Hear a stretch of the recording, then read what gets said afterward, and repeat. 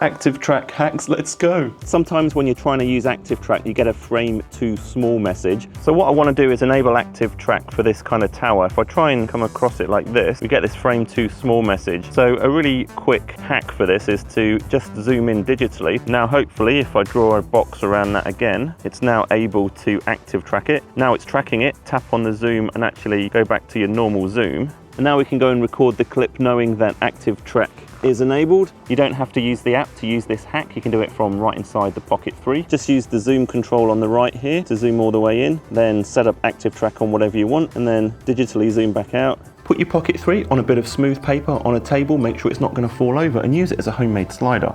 Double tap to activate ActiveTrack, find your starting position and then move the paper as smoothly as possible. Make sure you do it a few times so you can nail it. A variation to this is to move the paper around the subject or use it for a dolly in and out. To get even more buttery smooth movement, shoot at 60 frames a second, 100 or 120 frames a second. Slow that footage down in post to try and remove any shakes. You can also use ActiveTrack when you're filming a hyperlapse. I'm going to try a 10 times hyperlapse here, 4K, 25 frames a second. And I'm going to drag a box around this thing to start ActiveTrack. I'm going to hit record.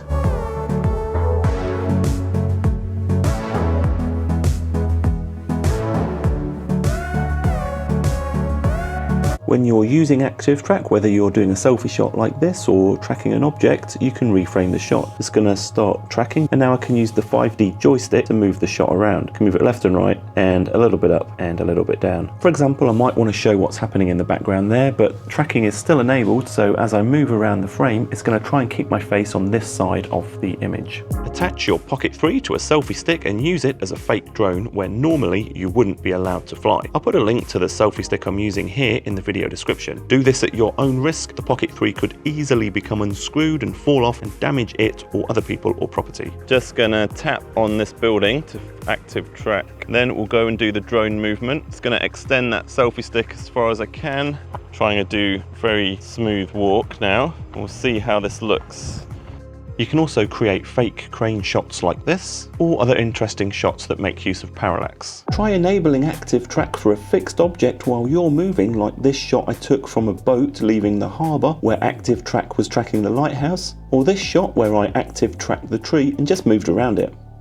Track objects for interesting effects. Leave your Pocket 3 in one place and then start ActiveTrack on an object in the scene. In this example, my camera bag. Then when you move the object around, the Pocket 3 will track it and you get this interesting effect. If the object is too small to track, use the digital zoom hack I showed you earlier in this video. Check out this video next if you want to get the absolute best out of your Osmo Pocket 3. I'm Jason Roberts. Please subscribe and hopefully I'll see you in the next video.